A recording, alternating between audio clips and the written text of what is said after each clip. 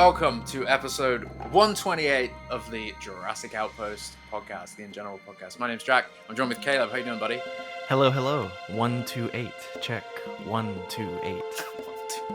Amazing. After all this time, we've still only achieved 128 episodes, but amazing. We're getting there. I'm also joined on this podcast with Jaden. How you doing, buddy? Hello. 6:30 a.m. Friday morning. Out here. He's waking up. He's a little snoozy, but yep. He's with us. He's in the future. Real. And we are also joined with a special guest, Tom Jurassic. Welcome to the show, buddy. Hello, yeah, thanks for having me on, guys. It's a pleasure. It's been I don't think you've ever joined us on this podcast, have you? I don't, possibly like a very long time ago. Maybe back in the day, yeah. Yeah, JurassicWorld.org. Yeah. Maybe something like that. Well, either way, welcome to the show, man. It's really nice to have you here. And I've got to ask, before we jump into anything else, why do you hate Jurassic World so much? It's just, it's literally shot for shot a remake of Jurassic Park. There's no creativity whatsoever. It's just a straight up regurgitation of that original film, and it is horrific. Would you say that it peaked after Jurassic Park 3? I'd say it peaked before Jurassic Park. I think it peaked with the novel, and it should have stayed as a novel. Yeah. They should never have made that first movie as a disaster from the get-go. Still went downhill from there. Yeah, truly. So when did you become a fan? Like, what's your origin story? Yeah. Did you grow up with the movies? I'm going to blow your mind, Jack, because you say JurassicWorld.org, but that was before I was in the community. So I was aware of it, because I'd seen the filming pictures that were shared and that kind of stuff. But I was not a part of the community until after Jurassic World. I basically took a personal Twitter account I had and then turned it into a Jurassic account. So what kind of happened was Jurassic World came out while I was at college and I was doing a creative media degree. And I kind of got really enthralled in not necessarily the franchise. I'd watched the films and was looking forward to Jurassic World. But the thing that really pulled me in was the viral marketing. So I remember the Nublar website and just going on that and looking at the park cameras and hoping that something weird would happen on them one day. And I'd see a dinosaur that was a little Easter egg or something. And just that kind of memory. Yeah. I'd forgotten about that website. Yeah, it was an actual in-universe. Yeah.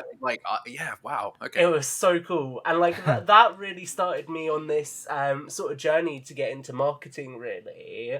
And so because that sort of set my career direction and the trajectory for that, I kind of then fell into the community because I realised that there were other people who liked this franchise and they appreciated weird stuff like immersive cameras in the park that not everyone would. So I kind of went from there. Camera feeds. No, that's amazing. I think all of us, you can kind of thank Jurassic in some way to be the driving force behind a lot of your decisions in life. 100%. It's so weird how it works out, but no, that's great. So had you seen? This is the question. This is how the audience will know if they like you or not, right? Had you seen Jurassic Park before? Yes. Yeah, so I'd seen Jurassic Park, The Lost World, and Jurassic Park 3. Yeah. Okay. But I should say, so that there's actually a big part of the story that I'm leaving out here, which is it's all good. People can hate me if they want. It's fine. I'm old enough now to not care about the haters. I did when I first started in the fandom, but I don't care anymore. But being a British fan, the kind of thing that really shaped my interest in dinosaurs, and I'm so hyped that I finally get to talk about this on this podcast, is Primeval. So I don't know if any of you... Okay, Primeval. Okay, good. So that show, I grew up with that show. I had all of the toys. I have this really visceral memory in my mind of getting the Anomaly playset that they did for season 1 when we were in our local town, and my dad went shopping and I sat in this underground car park trying to open this toy in the car while he was shopping, and it had metal tags in it, so I couldn't undo the tags without scissors and was getting really annoyed, and it was triumphant because I got the figure of Captain Ryan out just as my dad got back, and that's my whole childhood is that show, and I think that really sort of piqued this interest in dinosaurs. So that was then how I discovered Jurassic. It wasn't that I knew about the film franchise first. I actually watched Primeval, really enjoyed it. At the end of that 5th season, kind of had a real desire to see something else with these animals in, and then found the Jurassic franchise that way. Wow. That's okay. interesting. Yeah, that makes sense. Dude, Yeah. I Hell yeah. loved Primeval growing It's up. such a good show. It was so good. A little hokey on the VFX at times, Yes. but it was so fun. And that's truly like dinosaurs on the mainland experience. Isn't Yeah. it?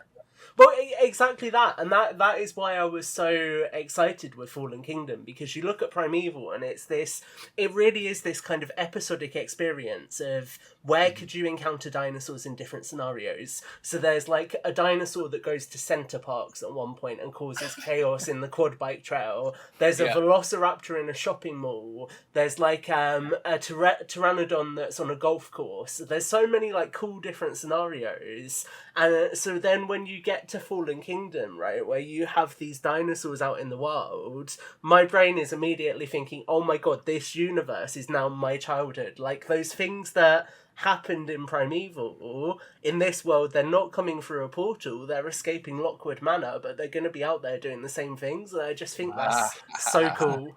Yeah. Oh, man. Do you feel like they have fully executed that desire of yours from Primeval, or do you feel like there's still...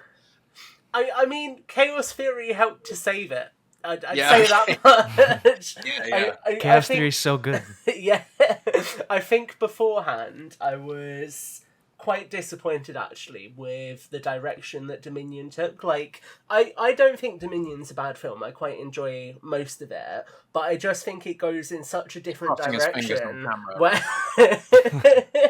where you're like, you're basically saying, here's these dinosaurs in the wild, there's this massive scope for story, and we're now going to go and tell a story somewhere else that's quite inconsequential. So that kind of felt a bit disappointing, because I don't think it fully realised that premise. But then I think that Chaos Theory has done a lot of what I wanted. In the beginning of Dominion, it does tease that premise. Yes, exactly. You see the dinosaurs in different locations, and you're like, okay, cool, this movie's going to be about that, and then it just goes somewhere else. It takes you to another isolated location. Yeah, sorry. No, exactly. You were spot on. So that was kind of exactly what I wanted, was that kind of intro. And then I think what Chaos Theory does so well is it builds on the idea that these animals aren't just going to be hunting people all the time. They're not going to be causing chaos. You're going to have them in so many different scenarios. So I remember on my first watch through of that, I loved the fact that you have the Nasutoceratops at the petrol station, because that's just like a mundane, everyday scenario where that creature just being there is causing an issue. And then to have things like Bobby Nublar, where you have somebody exploiting them, and actually that is a kind of tongue-in-cheek interpretation of something quite dark, essentially. Yeah. I think that kind of explores that concept so much more. So I'm really glad we've got that now, but I find it quite confusing that the way things were released, we got the film that is kind of the other end of this after we've done all of this stuff, before we got that filler that really builds out the world. Mm-hmm. Yeah, totally agreed. It's so interesting. The timeline, it's a shame on the timeline, but it would have been an even weirder timeline, I guess, if the whole pandemic hadn't happened, the movie hadn't been delayed. Yeah. And that movie would have come out, then it would have two extra years, and then Chaos Theory would have been like, oh, finally, we're going back to that. But yeah, no, it's really interesting how that kind of turned out. I think Chaos Theory, everybody that comes onto the podcast, we ask them the same thing if they've seen it. And most people have come to the conclusion that it's one of the, if not the best thing of this era. It 100%. Just handles the material so well. I love, when I was watching it, I remember I kept messaging Caleb, just saying Scott Creamer. You kept messaging me saying like, what is this show? This show is so awesome. And I was like, you've got to remember Aaron as well. Aaron Hammersley. Yeah, and Aaron, but Scott fucking Creamer, like, come on. No, they smashed it, and there was so much in there. I think for somebody that has, like all of us, we've grown up with the first couple of movies and just like obsessed over them so much, stupid kids that like they're just like locked in our head. All these tiny, intricate moments.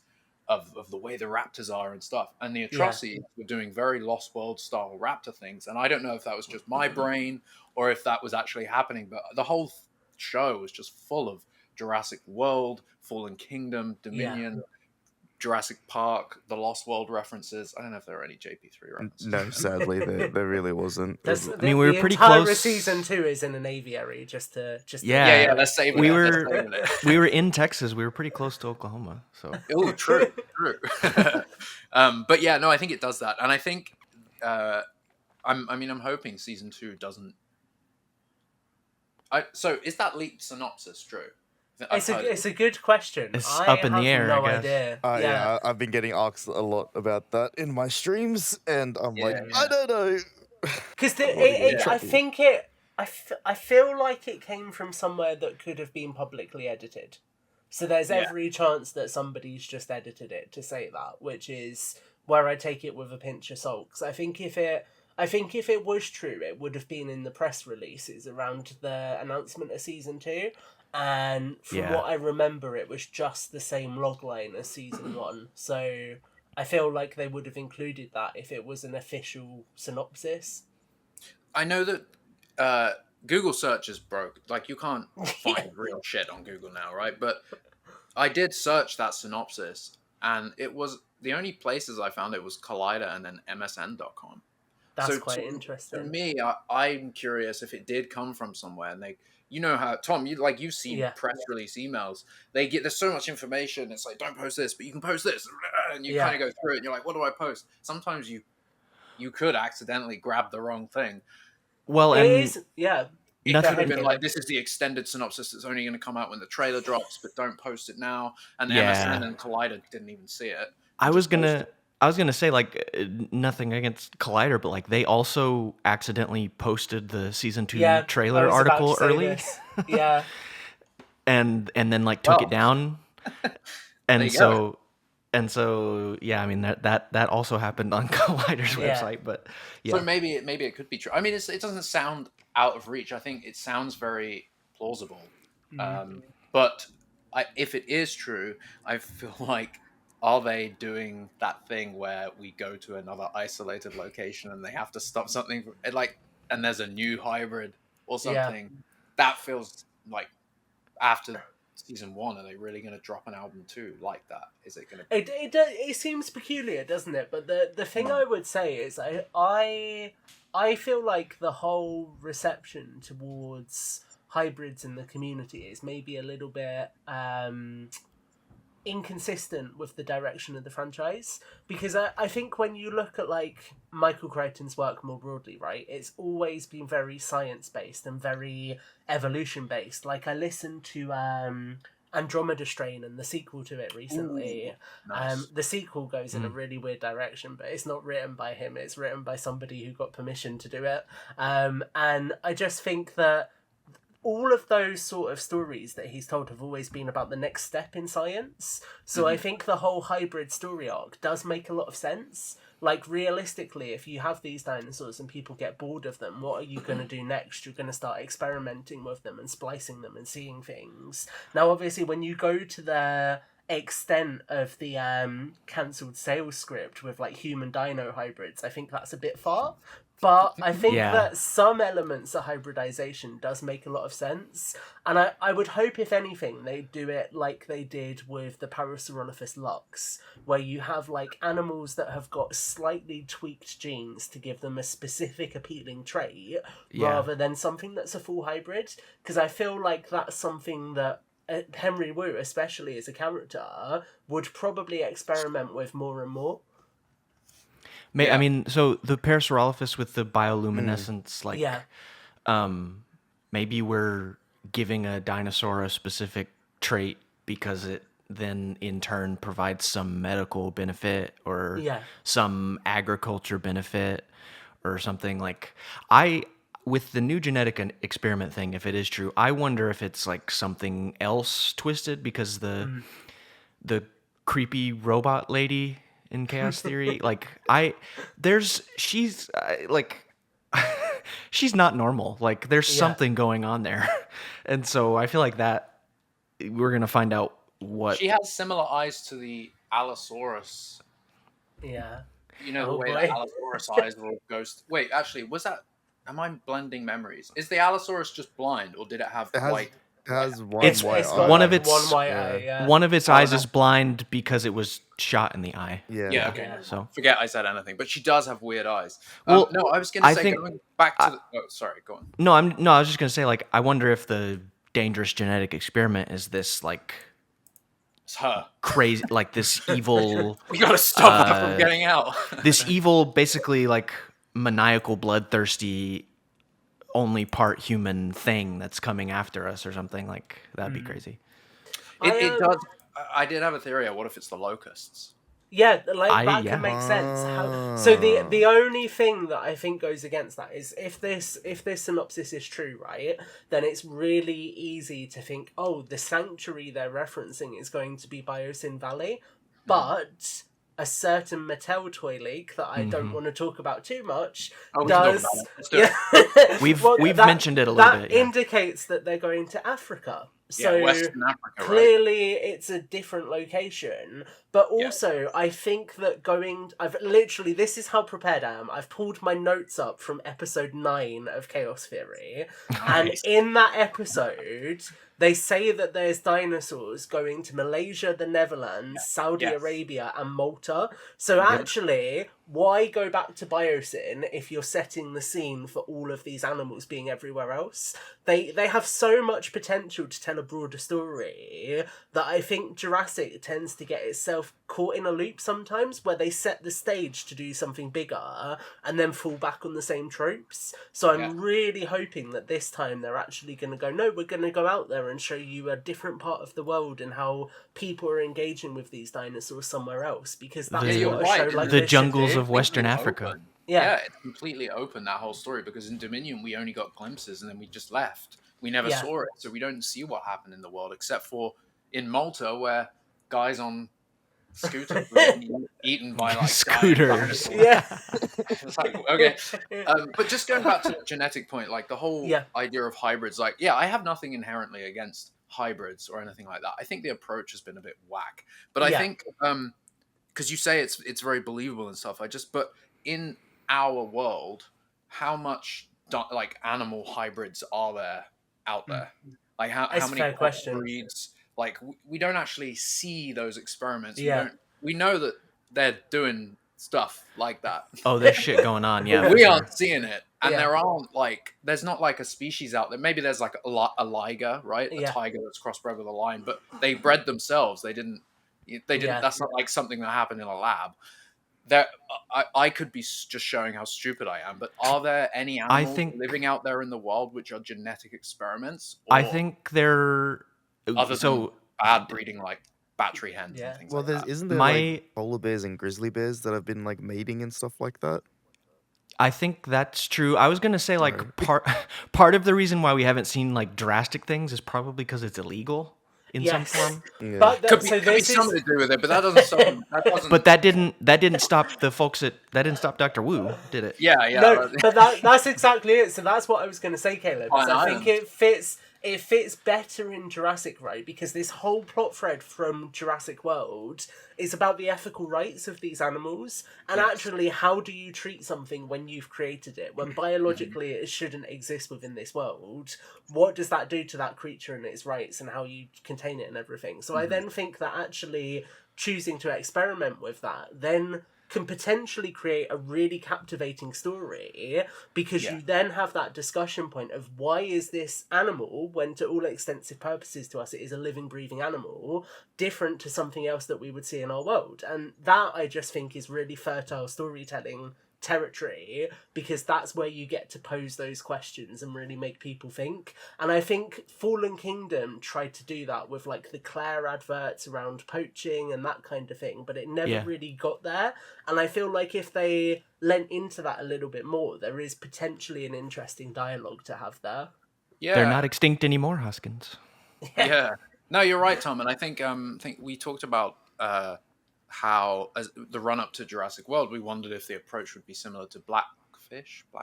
Oh yeah. That documentary about SeaWorld creatures, the whales and stuff.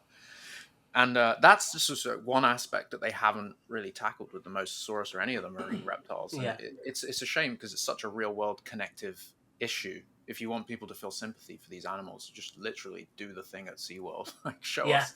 You know, and we kind of did in the opening of Fallen Kingdom. I guess we kind of did get to see like an abandoned tank enclosure. But yeah, I guess I guess it comes down to I don't know. Lost my train of thought. I think like with this whole story, I think it will come down to Rebirth and whether they want to connect it all back up or whether they're comfortable having different story threads. Because I think like with Camp Cretaceous, for example, I don't really think you needed Dodgson to appear. I don't think it added much to that story, and do not get me started on him literally finding the Barbasol can in a pile of sand, like on a road, mad. on a flat road. Yeah, I've told Jack my intellectual response to the realisticness of that, but we don't have to go into that now. But no, yeah. I agree with you. I feel like at that point in Camp Cretaceous, they were maybe like trying to salvage the show. Yeah. Let's get Dodgson in. And I also think, because we know Colin was in the writing room, he probably was pushing for Dodgson to be in the show. Yeah. And they were just trying to be like, make how? it fit, make it work. Yeah. He doesn't need any of these dinosaurs. He has his own. Yeah. They've been getting them from Sauna and stuff. Like, anyway. Yeah, but even that, like that sentence there, Jack, right? That says that there's other stories to tell that we haven't seen, and I think that's where I'm like, well, why do we keep shoehorning ourselves into the same corners when actually there's a lot of potential to expand this world and tell us more about what's going on and really build on what's already been done. Yeah, and in so many different aspects too. Like you said, there's all the different, like Battle at Big Rock is such a good example. Yes. Of the isolated, like, oh my god, in national parks, you would encounter it because it's just got wilderness for miles, and then all of a sudden, you know, that's so great. We only got one of them. There was meant to be more. More battles at more big rocks.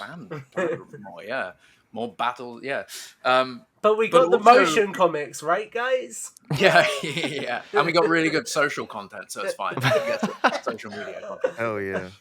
Allosaurus cake videos. But the other aspect that hasn't been explored is, as you said, the sort of sciencey Crichton aspect. Yeah. But going much deeper into that, the implications of bringing back genetic life is something. I think it was the last pod or the one before that. I went on a bit of a rant about how we haven't seen how it might affect the current like state of humanity, you know, the DNA of us. Well, the whole ecosystem would shift, right? As you have animals disseminating into it more, that's going to affect predatory patterns. It will impact everything. Yeah, exactly. You got poachers going to the island and picking up those plants, like the leaf that Ellie was talking about, bringing it because it looks cool in mainland America. What would that actually do? Like, those implications are something I feel like Crichton would have written about. 100%. And it's a shame that the movies didn't go that way, but that's kind of how movies are. This is a massive tentpole blockbuster franchise that isn't questioning much of that kind of stuff anymore. It's a shame, but maybe that is where Rebirth is going.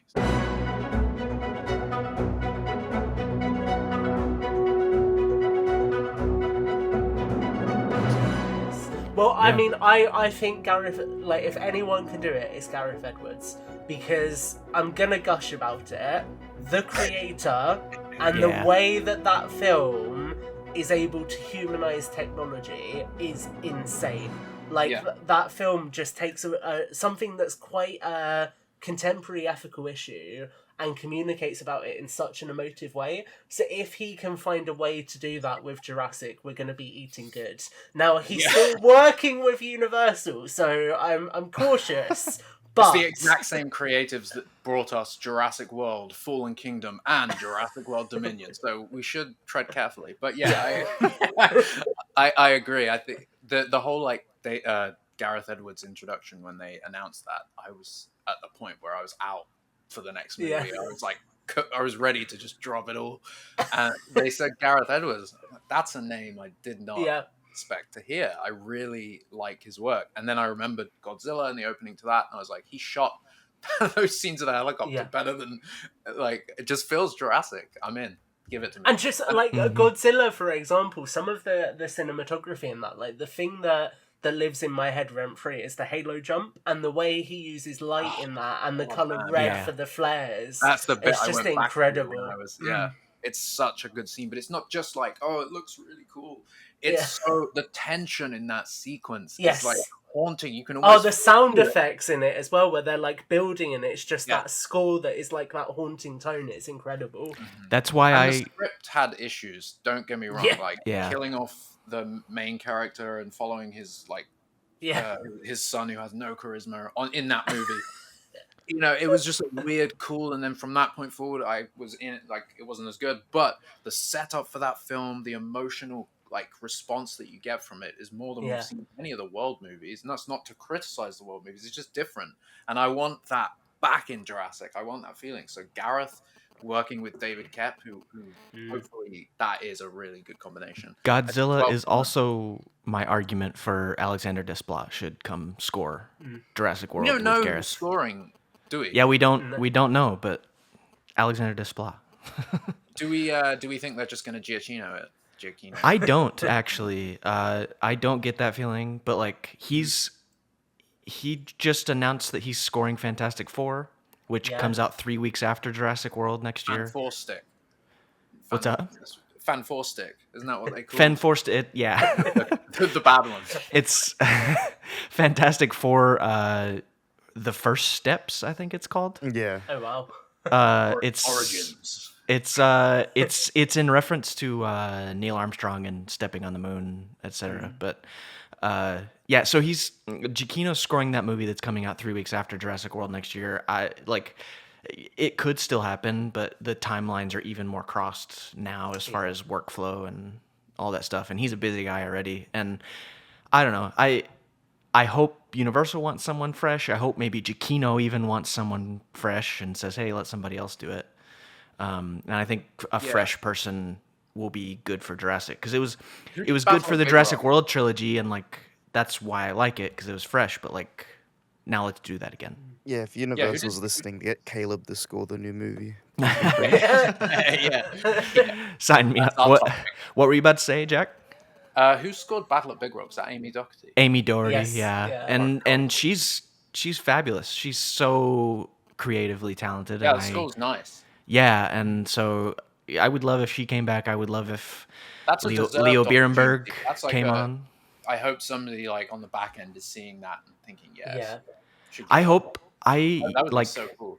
Leo Bierenberg's score for Chaos Theory is phenomenal. Ooh, even better than Chaos Theory. Or even better than Camp something out here as well, actually.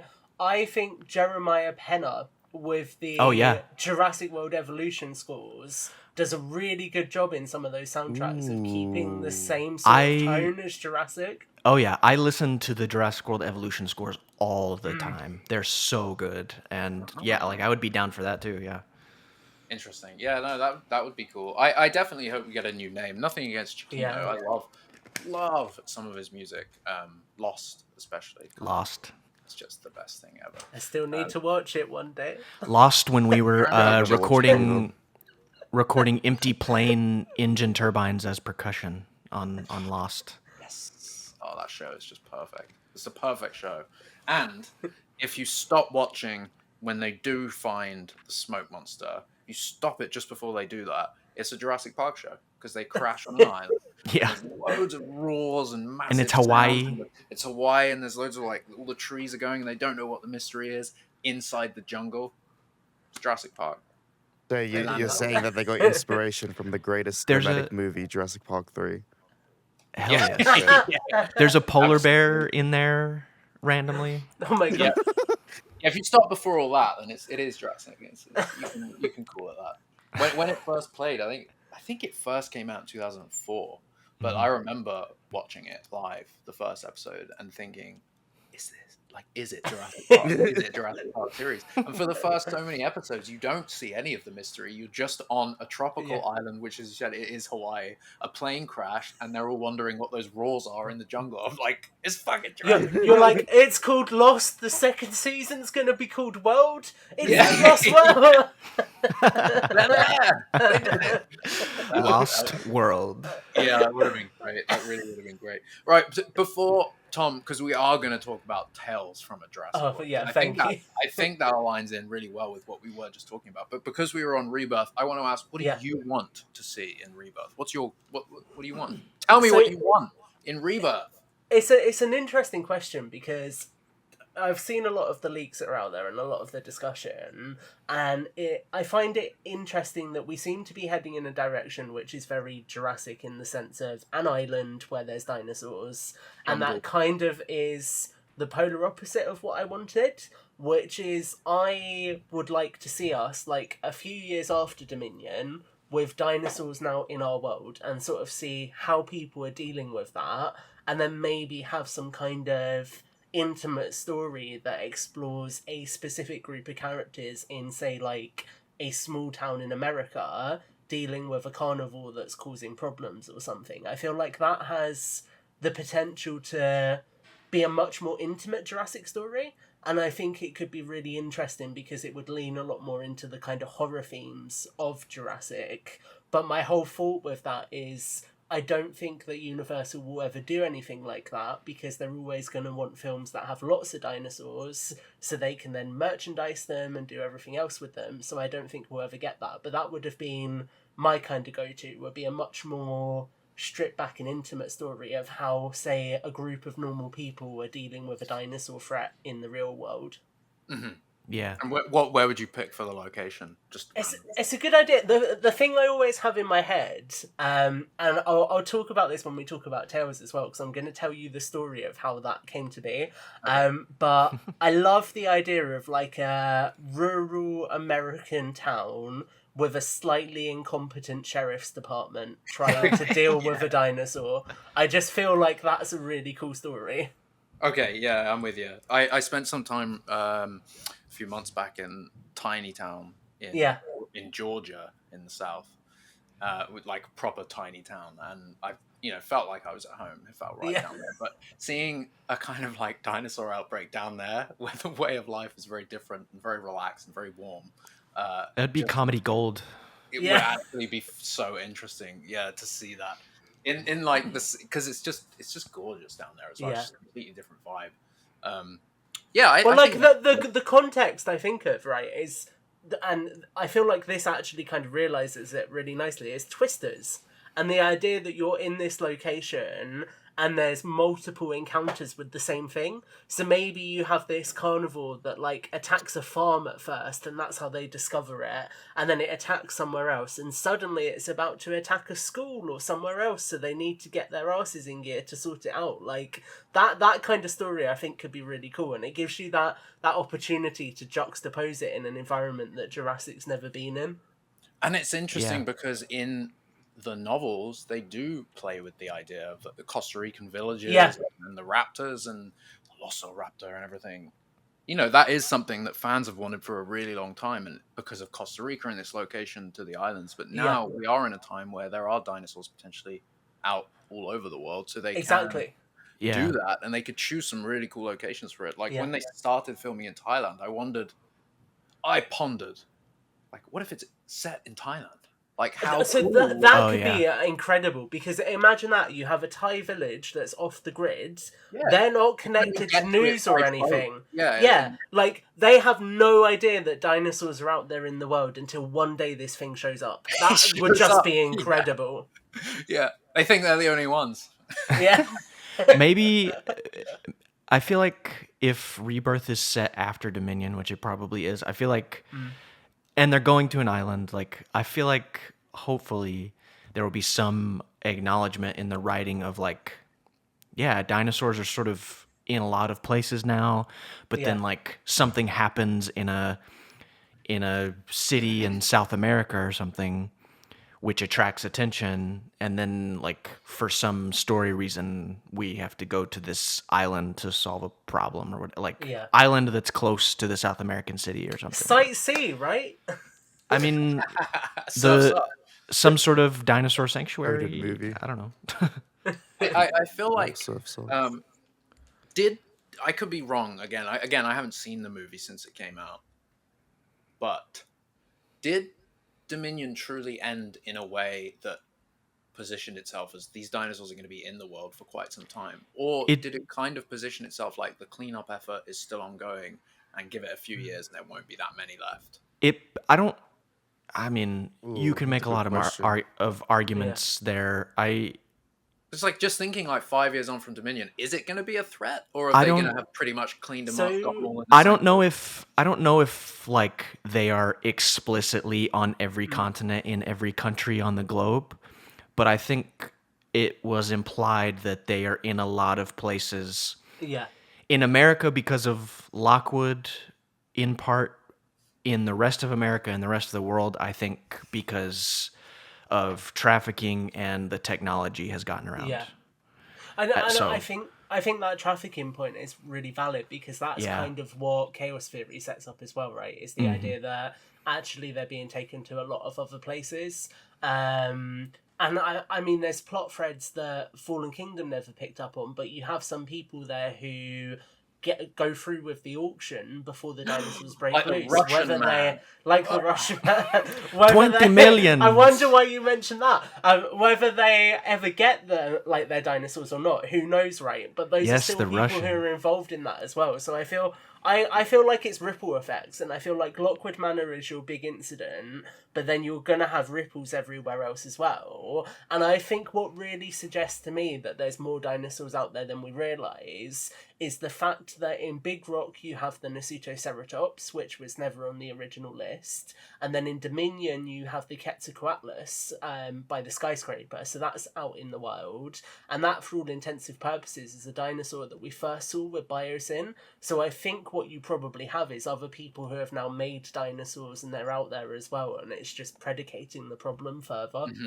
Yeah. And you got to think as well, if they are thinking this far back, people would have been poaching dinosaurs from Sauna that we didn't know about. You know, it's not just Biosyn had the idea. At this point in time, as soon as Jurassic Park fell, there would have been people back on those islands being right. Yeah. What can we get? This plant looks nice. Somebody got Lowry's t-shirt somehow, right? Yeah, that's exactly it. What about all the merchandise? Sorry, that's a whole story in itself. Somebody just load it up.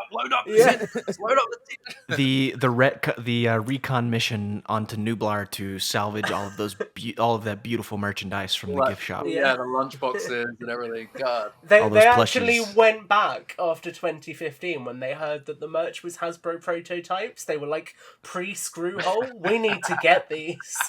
Do you remember those during filming, all those prototypes? Yeah. They'd stuck a world logo like on the packaging. Yeah. God, that was so funny. Cool.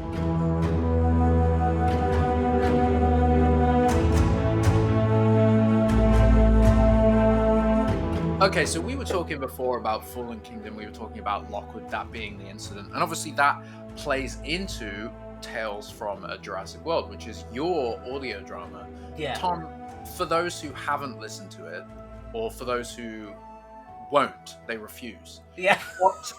Tell us about it. Tell us how it came about. Like, what made you, I think you've kind of answered this already, but what made you want to do this and tell this story?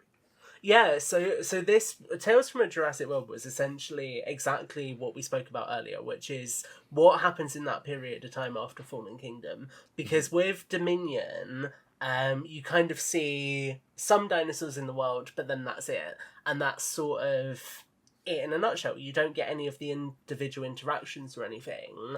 And I kind of really wanted to experiment with something that was going to give people a flavour of what the everyday interactions with those dinosaurs would look like. So I think that's what we were all hungry for. Mm-hmm. So kind of where I was talking about what Rebirth, in my mind, my dream story for Rebirth would be, that was kind of really where that show was born, because I originally wrote a script in the pandemic for a story that was going to be sheriff's deputies investigating a missing person, finding a trail that went into a sewer network, investigating it, and finding that a baryonyx had made the sewer network its home, and then having an encounter with it. Let's cut this out. Let's get this one. That's fucking brilliant, mate. Yeah, we have to save that idea. We gotta get that one. Let's get that going. That's amazing. I have said so that somewhere else already. So I love it. Oh, I love it. I'm kidding. But I love the idea of like almost setting it like a 70s detective show with like sheriffs and everything, the small town America. But exactly. So like this idea that it's a mundane thing, right? Missing people happen every day, especially in America. And so you look at like something like that, but then actually it's revealed that it's this darker thing, it's this baryonyx, and it's this whole story of actually how these dinosaurs can be perceived as actually quite horrible, dangerous creatures, leaning more into that horror side. Missing, I feel like, from the franchise. Exactly. Yeah. So I really like the idea, man. I really love that. And I love that it would be almost dealing with like people that are just so far from genetic experiments and the islands of Jurassic Park, even knowing what the hell's going on over there, being into it. Like, how would they handle that kind of situation? I love that. That's exactly it in a nutshell. Did you finish that screen? Then, you were one of those productive pandemic people. I was. I sort of had that idea, and then I parked it for a little bit and was going to come back to it. And of all the things in Dominion, I'm like, I feel like it's maybe a trait of something neurologically that I really noticed, like weird inconsistencies in films. So in Dominion, the thing that always stood out to me was the Therizinosaurus just appearing in the final battle. And I was like, where the hell did that come from? There has to be a story about this. So from that, I basically picked that backwards, took the idea that I had with those sheriffs as well, and then kind of amalgamated it into what's become Tales, with this idea that it's this group of characters that are dealing with these incidents in the wild, kind of similar to the Baryonyx, but never to that level until the season 2 finale, and then eventually that everything that happens there sets them on a trajectory to cross over with Biosyn, and that's where you can then get into stories like the Therizinosaurus and other things as well. I like that. Yeah. It's awesome. It really is. I think it's... So, when did the first season come out? There was 2 years? Yeah, so I think it was a year ago. My face is now just bright white while I open this to look at it. I think Pulp Fiction, you open the briefcase.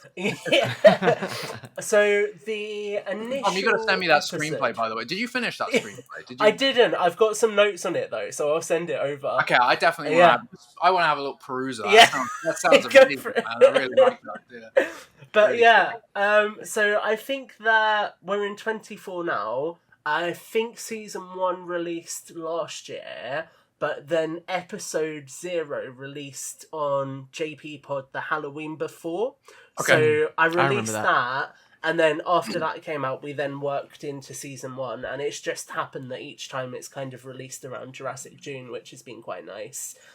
So it's interesting. Because I will do for you what I did with Ashley, who plays Agent Brown the other day. I was gonna say, Tom, can we? Brown. We should. We should shout out some of the awesome people who gave their voices. 100%. Was so bad I didn't get to do it. I still. It's so good. Still stay every time I talk to Tom. I was going to say, like, on one of the things that really does stand out is the high quality of the audio drama. Yeah, the music, I appreciate that. The music, but the audio quality, the voices. It's not just, I don't even know how to phrase it, just the people you've got that acting, the voice acting, it's brilliant. Yeah. It really There's some really incredible people. So we have Ashley Friel. Thank you. I will come on to where that comes from as well, because there's a really useful website for that. So Ashley Friel plays Lucy Brown. You've got Jared Ransom, who plays Ben Morrison. There's somebody called Doro, who plays Fran Marshall. Antonio Bustos Fran Marshall. Not. So that wasn't even a deliberate thing, and I got a friend to proofread it, and he messaged me back and was like, "Oh my god, you're a genius!" And I was sat there like, "What did I do? Like, have I done something?" And then when he said it, I was like, "Oh, that was an accident." That genuinely didn't even cross my mind. Just suddenly change it to Frank. Just slowly add it, then you end up with Frank. I might do. You never know. You have Antonio, who plays Howard King. Howard King. And then we have Brooks Leiby, who has scored season 1 and scored the stinger and the score for episode 6 of season 2. And will be scoring season 3 as well. So we've got like a good cast of people, and then beyond that there's quite a few people in the community who get involved in the project like year on year. So there's people like Raid Boss Maddie who's been involved. I've had Muzamil involved. Samantha. I'm forgetting Samantha. Caleb, how could I forget that you were part of it? I played an FBI agent. I think it was Lombardi, right? Or Stanton. You were Stanton. I was Stanton. I was gonna read a line because it mentions. Well, I had a line that said, "We don't need to worry about Malta right now. A separate team has an operation planned for there. Yeah. You think you've got enough gear to tranquilize this dinosaur?" There we go. I do have to shout out on that note as well, an absolutely incredible performance in season 2, which was Jay Malone as Anton Orlov. Jay was just talking to me about playing a different character, and I reached out to them and was like, how do you feel doing a Russian accent? Like, just no context whatsoever. I was like, do you think you could do this? And they sent me back their first take and were like, what do you think? Do you want me to tweak it? And I was like, this is literally perfect. Thank you so much. And I was so happy with that. So that was amazing. But yeah, so that kind of gives an overview of the people who are involved in supporting it. Brad helps with publishing it because it goes out on YouTube and then on the podcast platforms as well. And then in terms of sound effects, a lot of that stuff has come from a website called Epidemic Sound. So I pay for like a yearly subscription, and they just have so many things on there that are so useful. And you're doing all that sound design. You're doing the sound design yourself? Yes. So because I'm stubborn and I absolutely hate doing things in a proper audio way, Caleb, close your ears for a second. Just don't listen to this. All of the sound design I just pulled together on a Premiere Pro track. So I'm not even doing it in Audacity or anything. That's what I do, bro. Jesus. That's one way. That's one way to do it. I know people who edit the audio of podcasts in Premiere primarily. Yeah.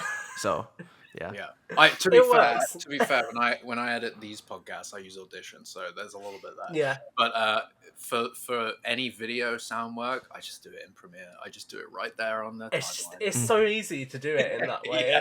And but no, seriously, I was sort of like catching up with the show again and listening to it. And my iPad from when they first released the Pro model, that one 4 or 5 years ago, but it has incredible speakers on it. So when you go back and forth listening to something on your phone, your iPad, you're like, yeah, it sounds really good on here.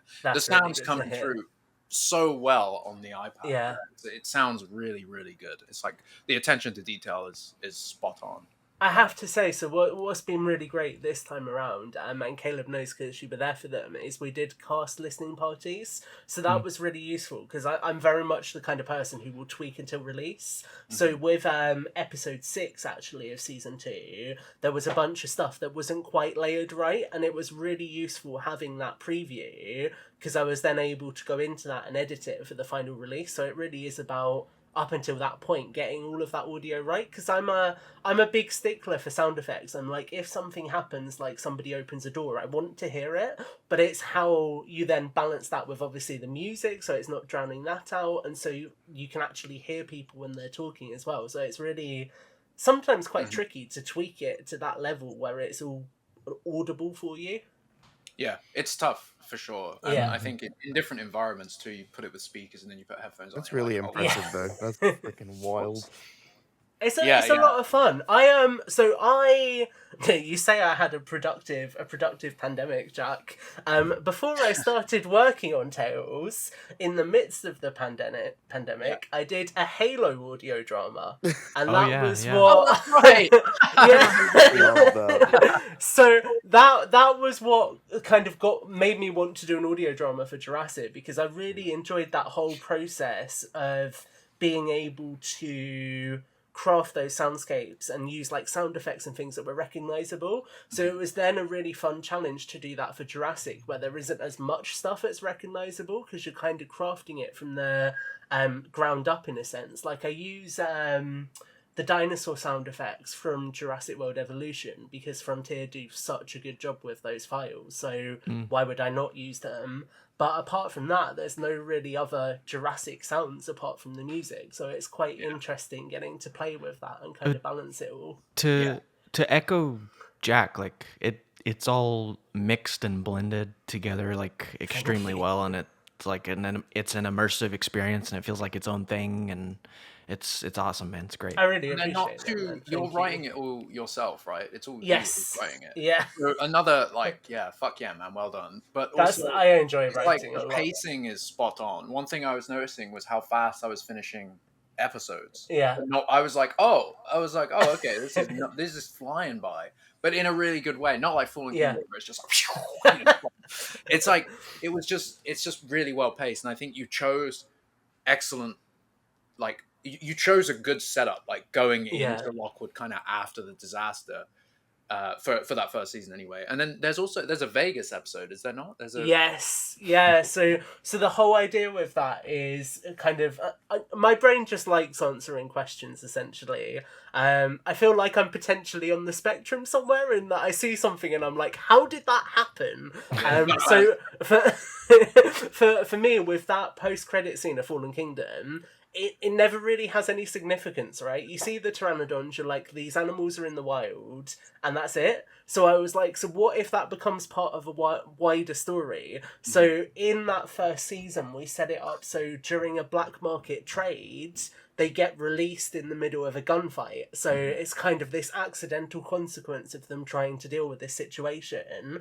And that then leads into the first kind of public sighting of dinosaurs in the wild. So it was just about building that up and giving it a little bit more significance. And that's what I really like doing. You know, the same with Anton Orlov and how that character factors into the story.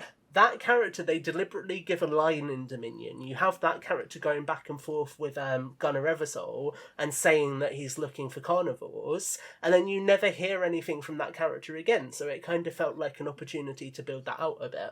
The one thing I would say with all of this, and I feel like you'll really empathise with this, Jack, because you're good at visuals. I am crap at visuals. Like, I love photography, but when it comes to like video or animation or anything, I can never get the results I want. And that's kind of why I leaned into this as well, because I was like, with audio, if I accept that I can't have the visuals to match for it, at least I can get the sound effects and things immersive. So if somebody shuts their eyes, it feels like they're there, and that kind of felt like a happy middle ground for that. Oh, everybody go nailed that, man. Absolutely. Yeah. Everybody go follow Behind the Lens with Tom. Oh God. Maybe you'll have to try one experimental episode or something that you do visually. I'm tempted. I was gonna say, you know, it plays out so well, but have you this is a whole other ballgame, but have you considered like publishing as little Tales from a Jurassic World books? So that's an interesting question. I'd love to do that, but I think the amount of hurdles to get Universal on board with something like that would just make it really difficult. But what I am doing separate to that is developing my own novel, because what I would like to do is pursue a career in writing. So if I can get that career somewhere, I could then maybe come back to this project with that leverage to actually open those doors and have those conversations. So longer term, I'd love to do that. And it's something that, you know, the crew talk about all the time, is they really want to do something live action. Like Ashley and Jared would love to actually be able to play Morrison and Brown in some kind of live action thing. Yeah, and that would be cool. Even if you just did it at the start as like a teaser for an upcoming season. Yeah. You shot something and it's like, it's still an audio drama, but you did that. And it'd be enough of a build-up that they're, you know, all right, we'll do a whole season. Yeah, it'd be so much fun. It's so hard for me because I'm a pragmatist, so I like doing things that are within an achievable parameter, essentially. So we always go back and forth on these ideas, like we were discussing at one point in time a live action trailer for season 2. And I was like, we were having those discussions, and I was kind of visualizing this thing of like a bloodied radio on the floor and then a bloodied newspaper clipping and stuff like that. Yeah. But I was kind of like, I need to keep it realistic to what we can achieve. And that's the thing with all of this, is season 1, I find it really crazy looking back at it, because I wrote, edited and produced all of that while I was working a full-time job. So I was doing 9 to 5, 5 days a week, and then just working on that in my spare time. So kind of having the freedom now of being a freelancer, I have a little bit more time to put into it. But back then, those sorts of things, I had to be like, I'd love to do it, but I just can't, because I will literally burn out. Yeah. Yeah. You got to sleep at some point. Exactly, yeah. Isn't that right, Jaden, with that 6 o'clock start? Yeah. Went to bed at 1 o'clock in the morning. It was a good time, you know? It's okay, Jaden, it's okay.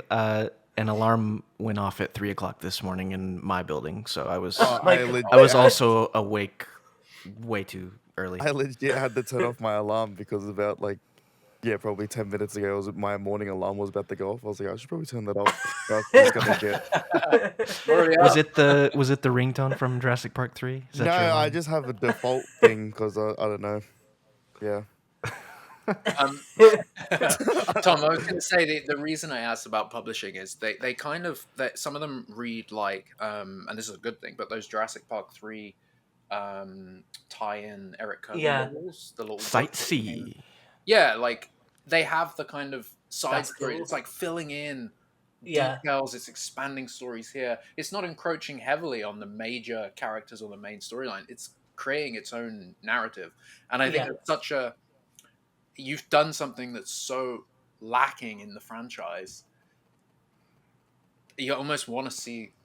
I almost want to see them on a shelf. Tells no, I appreciate that. I will let you in on a little secret, which is that the name is very deliberate, because Morrison and Brown have got a 3-season arc, and I've known that from the start. So when I first crafted the outline for this series, I sat and crafted an episode outline for 3 seasons, so 18 episodes total. However, after that, just because those characters are done with, doesn't mean that there's not other periods in the Jurassic franchise where I'd like to tell additional stories. So, we talk about that time frame between Jurassic Park and The Lost World. Equally, we talk about Jurassic World as a functional park a lot as a community. So there's other stories to be told there, and that's where I get really excited, is like, I'd love to write books like that, because with these, they're crafted very specifically, so they're about 5 pages of a Word document, and that is deliberately because that I know equates to about 15 to 20 minutes of audio, and that is a lot to ask Brooks to compose. I wouldn't want to write longer and then say, hey, can you compose music for like a 6-hour project, because that's not fair. But if it was in a different format, then actually I could flesh that out a little bit more and add some of the details that ultimately aren't there to keep it in that sort of structured audio drama format. This has probably been said before, but and I don't mean to bring up Marvel and Star Wars and Disney all the time, but Marvel has What If, which is filling in gaps in their timeline and different characters that we haven't seen in live action. And didn't Swerve do? Swerve did a Jurassic a series of Jurassic. Yeah, World. I wrote yeah. Okay, yeah. So that's why this has probably been said before, but I don't know. I think Jurassic could do something like that in a mainstream way. There's a lot of potential. I think so. The biggest thing for me that kind of inspires storytelling like this as well is I grew up with the Marvel films, and because I'm weirdly obsessed with secret organizations, I always used to get excited in every film when Phil Coulson would turn up. Oh, and I'd be like, that's Agent Coulson, yes! I'd be like, Phil, son of Cole. Phil, son of Cole. I'd be like, Coulson is back, it's all good. And I'm like, that's what I want. I want that kind of connectivity with projects where it feels like one thing flows to another. And that is kind of really, I guess, what this whole season has been about, is actually taking Fallen Kingdom and making that end moment feel like it flows so much more into Dominion. like you said, that it feels like the franchise hasn't done that, and I feel like you have started to fill in that gap. And there's loads of other projects too that have done that in its own right. But I feel like Tales from a Jurassic World truly just like throws you back into Lockwood, throws you into those environments, and I think. Yeah, you should. You might be able to skirt the copyright there because Tales from a Jurassic World. You're not. It's not Jurassic World trade. Well, and it's not monetized. Which is none of it's monetized, so it's all fair use as well. So you know, you can get them published. Figure it out. Morrison and Brown are the Phil Coulson of the Jurassic World. Yeah. Yes. Yeah.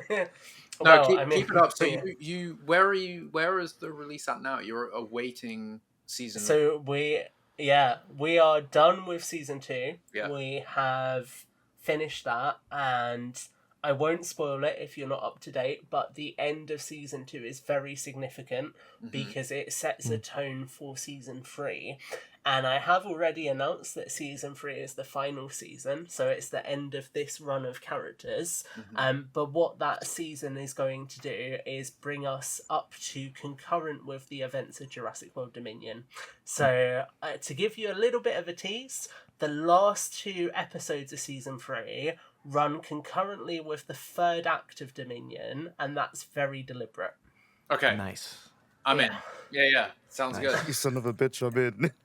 Yeah. And I will find an Australian character that you can play this time around, Jason. Let's go. Yes. I'll be there.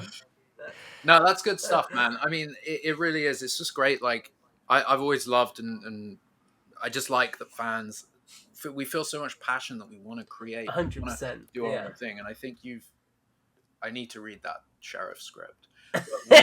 What you've done with Tales is so admirable, man, and you really should be proud. It's fun for me because I would really love to go into some kind of career where I can do something creative, and for me this has been so much about actually as a portfolio piece as well, showing that I can take something and take it from that start point to do something episodic that goes all the way through.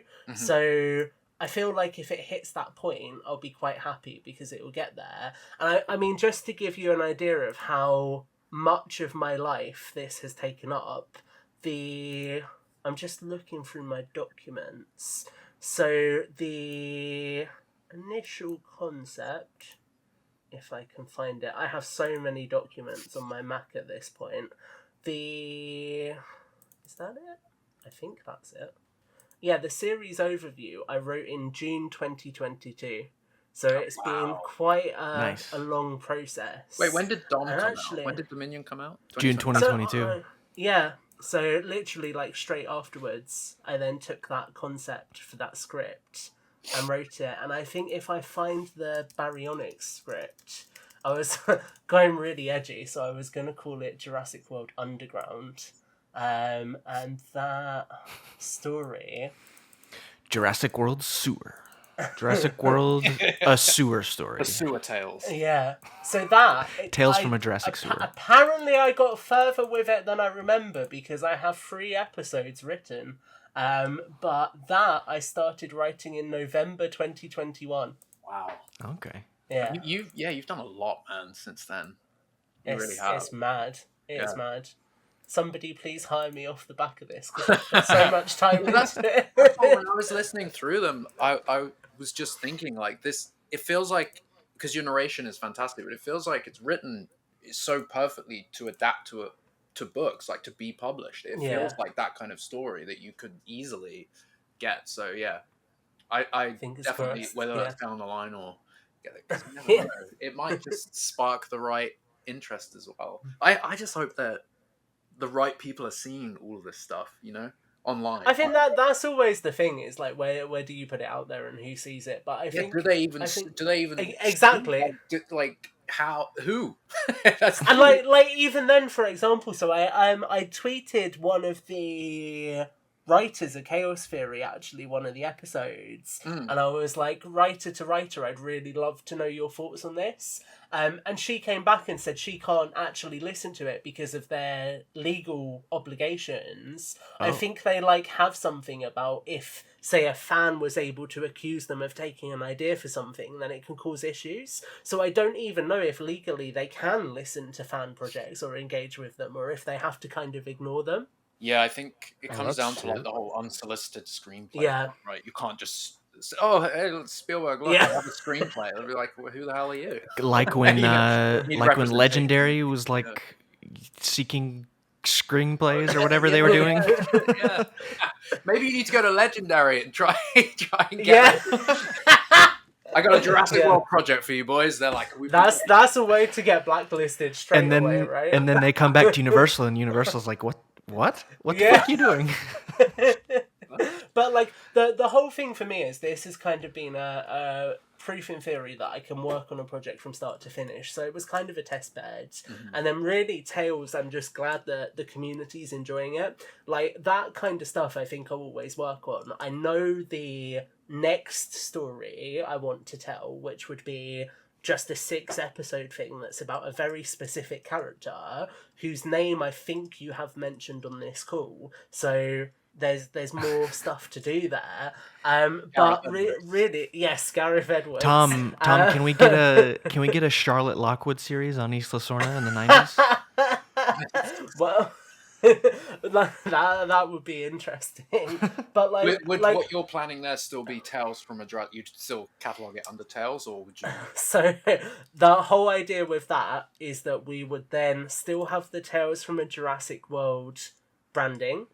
But any subsequent story would have its title, and it will then be a tale from a Jurassic World. So it's Tales from a Jurassic World is our initial 3 that follows those characters, and then anything subsequent is spin-off stories. Tales from a Jurassic Park 3. Yeah, it's just the story of how Eric Kirby really got that Tyrannosaurus P. Yeah. Yes. Tales from a Lost World. There we go.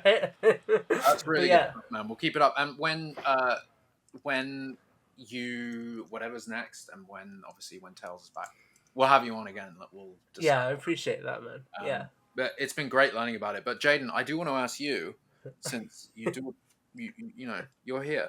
Yeah. Let's talk.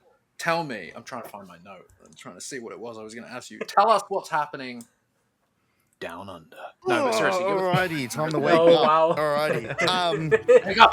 Tell us the update. What's going on? Alrighty. So, when was the last time I was actually on a potty? I know that sounds like potty as in a toilet, but like, yeah, podcast. Sorry. So July, what happened in July? We, Jurassic Outpost did some coverage at the Sydney Zoo here for the dinosaur thing that they did. That was pretty cool. Dinosaur Safari. Yeah, Dinosaur Safari, yeah. That was pretty cool. I think they extended it till September now. So if you're in Australia and Sydney, that's cool. yeah, go check it out. It's pretty cool. The Spinosaurus is kiss, beautiful. Yeah, we did that. And then Jurassic World the exhibition is open in Melbourne. Yeah, that was 2 weeks ago, actually. Today. Yeah. Is the exhibition? How long has the exhibition been going now? It's a long. Thing. Yeah. It's all over the world now too. So Manchester and Melbourne opened on the same day. But yeah, the Melbourne launch was pretty cool. Yeah. So if you guys don't know, I remember we spoke about it at the start of the year. But in September last year, when they started the Australian tour, that's when a lot of Universal people came. I personally found out about Chaos Theory, like the actual title of it, the new movie in September, by the way, and things that are happening in Chaos Theory that are still yet to happen. So I'm not going to say anything. But yeah, so we found out a bunch of stuff. So I was like, okay, this is going to be a cool opportunity. By the way, if this gets cut out, then it's okay. But I'm just... Jaden, I can see like a red dot on your chest. It looks like it's from a sniper scope or something. Right here. Universal heard you already. Yeah, I was like, so I'll paint the picture. So the exhibition was really good. I found it better than Sydney. Yeah, there was some Universal people there. It was really weird because like I was in the media party, right? Like, so they closed off the garage before like the actual event happened. And there was just like a group of 8 of us. And I was like with the Universal people and like the people running the event. And they closed off like my partner, all the content creators, and everyone that got invited to the event. They closed it for like 10 They'll minutes. put So masks yeah. on. So they closed it for 10 Lights minutes go so they could get down. ready and stuff like that. And I was like, alrighty, this is my chance. And I was like, alrighty, Rebirth. And they looked at me and they're like, and I was like, well, shit, I'm going to get in trouble here.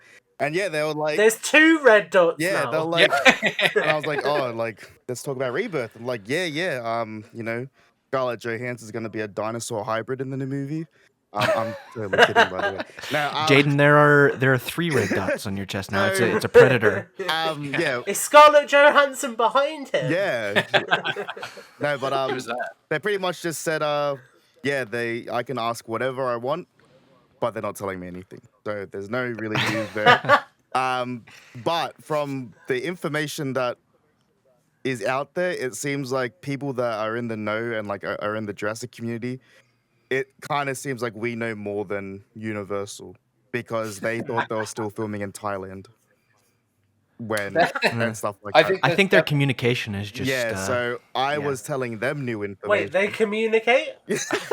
exactly. That's a good one. No, yeah. So I was telling them information, and they're like, "Oh, we don't know anything about that."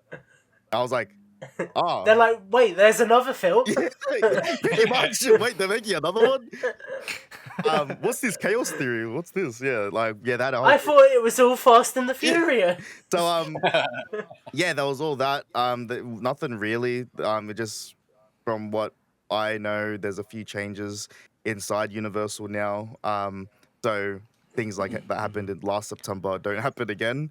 Not that we even like did anything bad with the information. Like we held on to it for a long time before we even spoke about it. So yeah, Jaden. Yeah. I was just gonna ask you how would Australia handle dinosaurs out in the wild? They can handle anything. I think it would be pretty good. That's when Jack was asking the question like, oh, what would you love to see in like the new movie and stuff like that? And I was like, I want to see like something happen in Australia. Like, I think it would be hilarious. Like dinos down on like interacting with all the other crazy wildlife in Australia. Yeah, like true as that. Like but even like just I don't know, some bogan like, oh fuck me, it's a Kano. Like, just something like that. Just an interaction like that or something like that would be I've hilarious. got an idea for your role in Tales 3. I was about to say, Tales from Jurassic World, Jaden's character's happening right now. Yeah, something like that would be just funny. But because I know the only sign that Australia got was Dino Tracker with the Stiggy in Queensland. That was it. And I was like, hell yeah, Australia's here. We're on the map. But I feel like a mosasaur story could be appropriate for Australia. That would be cool as well. Coming up on the coast there. Crocodiles, great whites everywhere on the coast here, so it's pretty fun. Food. Yeah, exactly. But so other than that, that was like pretty much the exhibition. It was really cool. They had they had new baby like attractions and stuff like that, more than what they had for the Sydney one. So yeah, a couple good stuff there. The layout is way better than Sydney, like the maze stuff, and like it's not a maze, but like like the what I'm talking about, like the way you go through it. Yeah, paddock to paddock. Yeah. So it's really cool. But yesterday on Twitter as well, or X, whatever you want to call it, because Swerve tweeted a photo of in the Manchester one, they have the Pachyrhinosaurus, which hasn't been used since 2016, 2017. And a lot of people were debating because the exhibition, and this is what I said on Twitter yesterday. What I got told from the animatronic team last year when I was having a few, just talking with them and stuff like that, they said they only display movie accurate dinosaurs. So this sort of started like a spark yesterday, but they're in the exhibition in 2016 and 2017, especially in Melbourne when it first came here in 2016. I thought that was really interesting because the last time I saw the exhibition was in 2017 and it had Pachyrhinosaurus. And then they haven't had it in the exhibition for like 5 or 6 years, and now it's like back. Especially with like the messaging that they always say that it's only movie accurate dinosaurs, and it's interesting. Yeah, so I don't know what's happening, but they did in Melbourne have the chaos theory, a massive wall of chaos theory. So it could be that, especially because they have Bumpy as well in the exhibition. So it could be just that, or maybe it's gonna be in Rebirth. I don't know. Bumpy. I think from their perspective, right? I know there was some discussion about if the Fallen Kingdom one was meant to be a Sino, and if the whole confusion with that, it would make sense to me that maybe they made that animatronic too early before the change happened, and then somebody smart has gone, well, actually, now it's in the TV show, we can reuse it and get our money back off of it. Yeah, that's smart. Yeah, it could be something simple as that. I think it's still cool. It's a cool design. Yeah. But yeah, other than that, that's about it that's been happening in Australia. But next weekend is Gamescom in Germany. So if we know the history of Gamescom, that's where the first Jurassic World Evolution was announced at Gamescom, and then it came out the year after. And then they tried to do it again with Dominion, but obviously COVID happened, and then the Dominion got delayed. But yeah, they tried to do the same thing when they announced Jurassic World Evolution 2. So in May, we got official confirmation from the Frontier forum that there's a third Jurassic World game coming out, whether it's Jurassic World Evolution 3, which is kind of like the obvious thing. But what are they going to do though with it? I think there's a lot of things that you can add in there. Baby dinosaurs. Yeah, baby dinosaurs. Probably more location, like building parks in different countries would be a cool thing as well. Like isn't that what Evolution 2 is? You only have a selection of like countries you can build. Like there's like there's San Diego, then there's like Northern California. There's like Germany, there's England, there's Malta now. Yeah, so for the third one, they're just going to add more countries. Yeah, it could be realistically a DLC or like an expansion to like add other countries and stuff like that. But baby dinosaurs would be nice. Mean park builder. It doesn't have to mean park builder, right? They could do Evolution 3 and just be like, let's just do like something else. Yeah. I would love it to be something else, but I think because Frontier's done 2, they'll probably do a third one in the same format. But what are they going to do? That's what I mean. We gotta get Baby Bumpy. We have to get Baby Bumpy in the game somehow. Yeah. So I hope they pull from like Planet Coaster. Because Planet Coaster, you have stuff like staff-only areas, and there's a lot more customization. Yeah. And what they could do is make it so you can manually build paddocks a lot more. And they could also add a lot more attractions, because that's what they've never done with Evolution. But that should all be like DLC, river rides thing. Really. Exactly, it should be. But let's be honest, if they could do Evolution 2, which I still argue could have been DLC, then they're gonna do Evolution 3. It's just the gaming world. It makes sense for them. Yeah. It's just I very briefly played Evolution 2 recently and lasted about 10 minutes. I just could not be. I couldn't get into it anymore. And I remembered when Evolution 1 came out, and I actually really did like Evolution 1. I played it for a bit. And when the Return to Jurassic Park DLC came, when I spent most of my time on it. I don't know. Maybe it's just the fatigue of that, but I hope that they are able to pull something cool for number 3. I mean, I know it's got a lot of fans, but there's nothing pulling me back in. Yeah, I doubt we'll see anything Jurassic Park Survival at Gamescom. But that's what I was going to ask about. Jurassic Park Survival. You don't think they're going to be there? Well, Saber's going to be there. Saber's always at Gamescom because they're like more European based, and they always go to Gamescom. Surely they're going to give us something then. So Saber do have another project that's releasing soon, which is Toxic Commando. So they could just show us that. Yeah, they're going to be there. And surely they would just want even just a logo or like a shot of Maya, on the island or something. Like. Imagine if they just played a clip where it was just literally in game, just stood there in the rain, like on a jungle road, and they're like, "Yeah, it's coming." I don't think we'll see anything Jurassic Park Survival for Gamescom. I wish we could. I would like to see it maybe at the end of the year for Game Awards, because then it would be a year since it got announced, because it got announced at the Game Awards.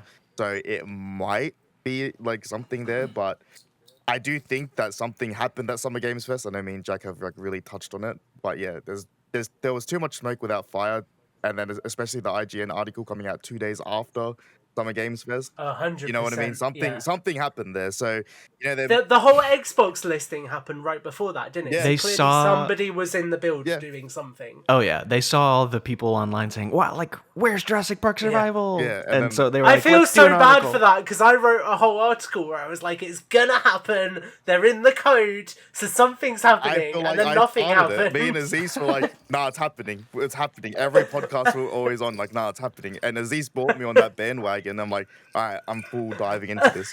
But yeah, I'm trying not to get that hyped about it for Gamescom. I'm just more seeing Frontier being there and stuff like that.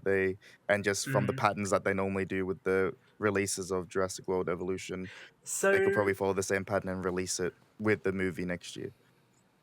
Frontier is actually an interesting one because they're going to be focused on Planet Coaster 2. So I'm interested to see what that looks like because I think that's where the bulk of their advertising effort is going to go. But if we are getting Jurassic World Evolution 3 next year, and if Jurassic Park Survival isn't coming until the year after, then it doesn't really make sense to advertise Survival anymore before Evolution 3. So I kind of don't see how that all slots together. I almost wonder if the decision on Evolution 3 was made separate to the decision on Survival. Yeah, I think it would and it's be. kind of made the optics a little bit messy now. Yeah. Yeah, and you're right. Like next year is the Jurassic year for the movie and everything like that. So I guess like this year they don't need to make as much noise about those projects, especially considering where they're at. Well, they're not even making noise about the film, are they? No, No. and that is really good. We'll get to that because I think that is so interesting right now. We're less than a year away and we don't know anything about this film. I love that, but it's just rare for Jurassic. But the game thing, I just feel like it's so bizarre that they went from dropping that trailer. It's been how long's it been since that trailer came out? Was that December? December, so yeah, it's been a few months. I guess it kind of does. I guess it's kind of fair. I just expected at this point to have some more gameplay, I think. And I think maybe that's what people are waiting on. You just want I think even if they just actually give a release date as well, I think that would like calm a lot. Just a release date. I'll be even if they do say 2026, I'll be like, okay, well at least I know that it's coming then, and not I can get the anger out. Yeah, now. you know what I mean. Like, and I think that's all. Like, that's all everyone just really wants. Like, yeah, the article was really cool, and we got new stuff and stuff like that. But I think just the communicating, skirting around what they could actually reveal. Right now, Maybe. I do.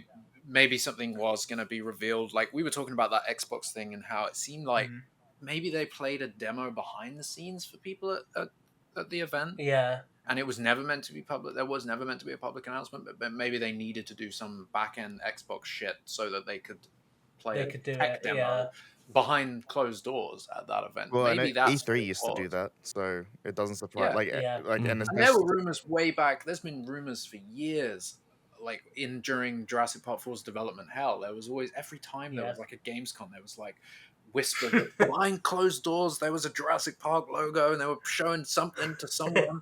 And you always wonder over the years what has been in development and got to see and stuff. So what have we lost in the past?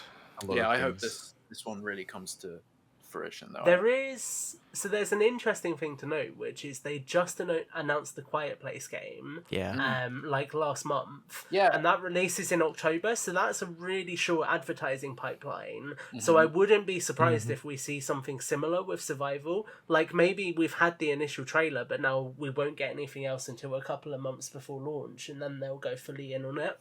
True. Yeah, maybe that trailer needed to happen to secure the rest of the investments as well. Like maybe that was kind of a proof. Well, things might have been up in the air at Saber with the sale at that point, because those things don't just happen, right? Yeah. And Quiet Place didn't get like any announcement trailer like the Jurassic did. It literally had nothing, but then all of a sudden, I don't know if you've seen, they dropped 10 minutes of gameplay from that. Yeah, it looks cool. I was like, oh my god, the gameplay is literally opening and closing doors.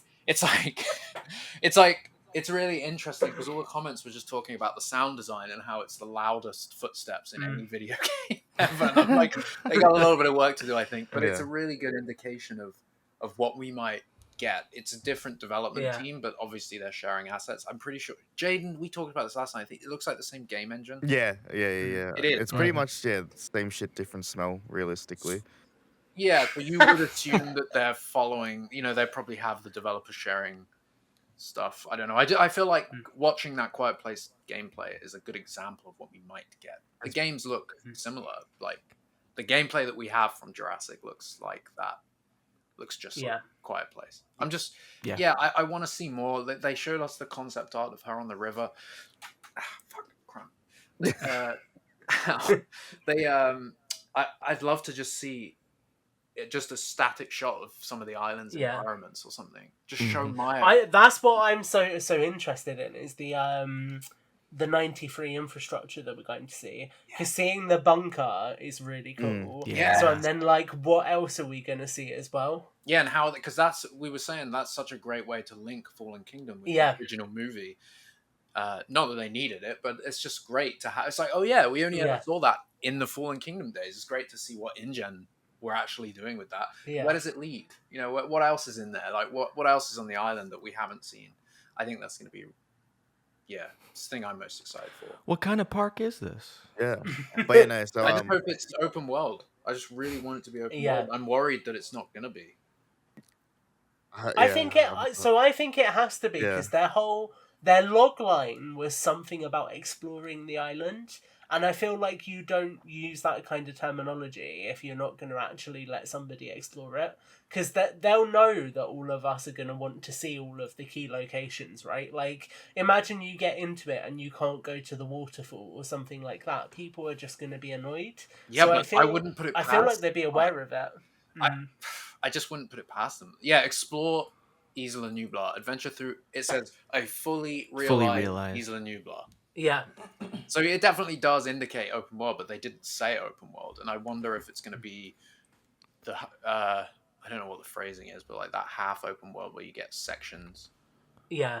Maybe it's somewhere in between, like half and like completely just maybe it's like 85% open and they're like little edges or little spots that aren't realized. But I mean, I just hope, I hope it's realized well. I hope it should be open world. I feel like Trespasser was over 20 years ago now. Well, no, it wasn't.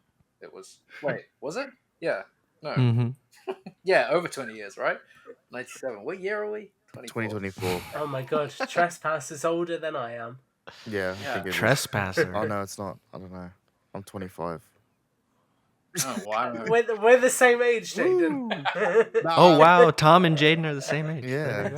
So it's Trespasser is younger than me and Jack. So okay. Yeah.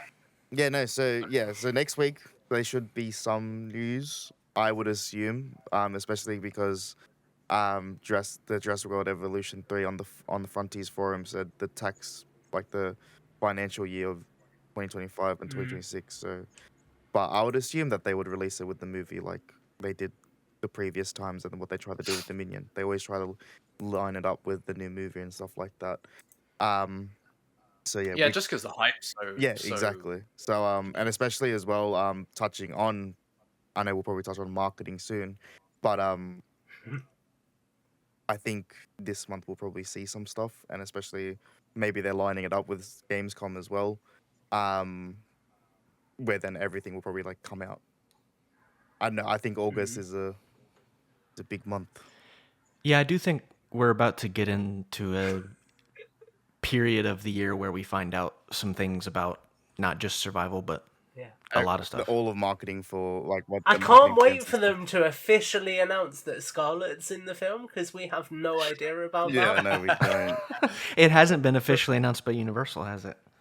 No. I don't think they've made an announcement about the new movie at all, have they? They've done the date and that's it. Yeah, they did and the July... That, like, of all things, I still cannot get my head around that because I'm like, if there's one thing that can happen with films, release dates can shift, but they were like, yep, no, we're confident this is the one thing we're confirming. Yeah, they were like, July 2nd, 2025. And I mean, they haven't set a title or an official logo either, so... No, there's no like greenlit article that says it's got this, it's just started filming. But that's got to be coming. That's got to be coming sometime soon. Just some like basics about it, probably. So before we wrap up, I do want to ask, marketing for Rebirth so far has been non-existent, and that's great. That's fine. But what do you hope they do with it? And then separately, what do you think they will do with it, the marketing wise? Considering Fallen Kingdom and Dominion marketing was pretty like, here's the whole movie in a condensed 2.5 minutes. Yeah. 3 times. Yeah. I tell you what I think is an absolutely phenomenal example.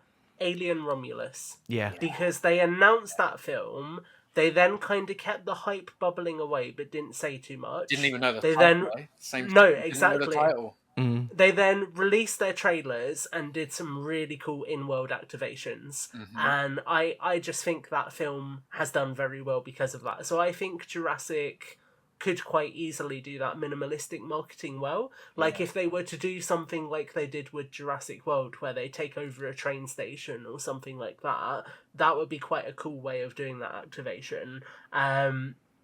I think in reality, we're probably going to see the ending of the film in trailer 2. The global trailer, the reveal. And I think so. Jurassic World Rebirth, Jurassic World 4 comes out July 2025. Jurassic World Dominion came out June 2022. Yeah. And we got the first trailer for that movie in February of 2022. February 10th. Which was like pretty much exactly 4 months. Was there a teaser before that? There may have been. The first full trailer was February 10th. Okay. I can't remember if there were like short teasers or there. I mean, I wouldn't be surprised if there were, but I literally cannot remember. I avoided every piece of marketing for Dominion except for the first trailer, so I'm a bad resource on that. But what I was gonna say is I think it's almost a 100% lock that like the first trailer for this movie is gonna be at the Super Bowl. Like, that's basically gonna happen. And I would love if they just keep it close to the vest. Outside of that, I do wish they would say like, here's the title and the logo. Like that's pretty basic, but like other than that, like Alien Romulus is a great example, and I cannot wait to see that movie. So it looks so good. Yeah, Romulus is a really good example actually for the marketing and how the movie is approached. While I don't think Rebirth is going down as much of a horror route that has, I love that the similarities, with what we're seeing so far and what we are hearing. It does seem to be like they're all talking about it's going back, it's doing something new, but it's going back and making us feel like Jurassic Park. Apparently, it's fixing Jurassic Park. Yeah. So what Q said about that. That's crazy. I mean, it's a big statement. And it's Colin, right? It's Colin Jost, his friend, who is Scarlett's They're husband, friends, right? He read the script, or somebody read the script, fixing Jurassic Park. I feel like that's a pretty accurate source of sentiment. Sounds like honestly, it's probably from Colin Jost. So it's in the distant future. They're terraforming Isla Nublar so they can finally rebuild Jurassic World. Yeah. Just with extra Rebirth security this time. Yeah. Rebirth, and terraforming is a part of Alien, so we gotta There bring we that go. in. I tell you what would be really cool, right? Is if they're so like tapped into this legacy. This is something I've been thinking about because I had a similar idea for what I want to do with my novel when it comes to marketing it. Can you imagine, right, if say like a select group of fans, so like you guys, Neems, Stephen Ray Morris, Brad, Tim, etc., just get like a letter or something that's in the original InGen typeset with the InGen logo. A letter. And it just has some cryptic details. From and you the have to desk put it of all John together Hammond. to solve it. Yeah. Jurassic World Rebirth will be released on July 2nd, 2025. It I will just feel like feature those dinosaurs. kind of things. Like those you're kinds right. of activations would be so cool. Oh, Yeah, yeah. tie us into the movie lore. I think Yeah. fucking Romulus, they gave people VHS copies of the movie. They gave everyone at the early screenings face hugger animatronics. So Yeah, that's so cool. everyone was walking out of there with those. It seems like a great Romulus seems like a great film, and Yeah. the trailers will hype me up. And anybody that loves the original Alien, I'm doing a little Alien marathon before I see Romulus nice. tomorrow. So I might have to do that. I might have to build up to it. I watched a not to go off on a huge tangent, but like I watched a video of a creator who like saw it early or whatever, and they were like, "What Alien movies do you need to watch before you see Alien Romulus?" And they said Prometheus They said Prometheus first. And I was like, okay. Interesting. I was like, okay, Prometheus. And then they said, watch Alien, obviously. And they said there were Easter eggs for Aliens, obviously, but like... Well, did you see at D23 they had the crawler vehicle from Prometheus out on show as well? I did not see that, but that's awesome. Like that thing is massive, and they had it parked in the hall. And like the fact that they made that as a physical prop as well, that is exactly how filmmaking should be done. Yeah. So just speaking of the props, just briefly, the Legacy Effects did a xenomorph. Yeah. They made one, like a full body. Dude, it's insane. It is it's insane. So cool. It was amazing. I put it at the end of one of the Jurassic Outpost videos just to be like, oh, but I don't know if anybody's seen this, but look how cool this is. I wonder if they've done similar for Jurassic World Rebirth. Because I was like, we have reached that point where on Jurassic World, they tried to get animatronics and then they were like, oh, it's so hard to do it. And then they really did, but then they CG'd them and it was just like, what's happening? Now we have come back. Look at Alien. Look at that Romulus movie. Yeah. They've been like, no, we want to go practical. Everything has to be practical. It's so much better. Like we've come full circle. In a way, Rebirth, maybe it's just hopefulness, but it does feel like they're approaching it in a Romulus way. Which this is the moment where it does all its dinosaurs in the volume. Yeah. There have been some physical maquettes leaked, but there's been physical maquettes. Set. But imagine if Legacy have done like just one raptor or something. Alex was saying a raptor on a jib or something. Yeah. You don't know. I mean, maybe.